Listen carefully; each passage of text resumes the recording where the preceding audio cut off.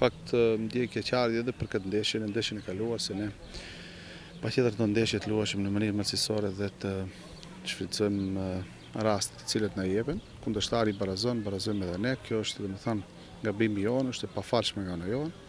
Nëse ndeshjen e kaluar gabuam shumë mbrojtje, këtë ndeshje gabuam shumë sulm.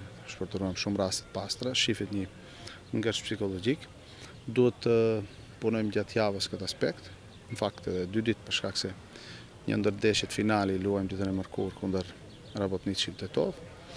Duhet të jemi shumë të vëmendshëm, duhet të jemi shumë vigjilent dhe shpresoj me fitore të sigurojmë edhe matematikisht titull.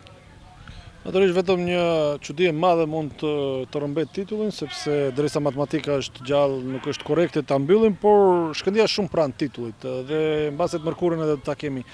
Të vjen keqardhje që nuk u gëzuan sot me fitore ballistët, që vërtet ka qenë një mbështetje gjatë 90 minutave. Normalisht një falënderim i veçantë për ballistët dhe tifozët të cilët na mbështeten. Është keqardhje dhe është shqetësuese presioni psikologjik për momentin e futbollistëve, të cilët dukshëm kanë domethënë një ngërsh psikologjik.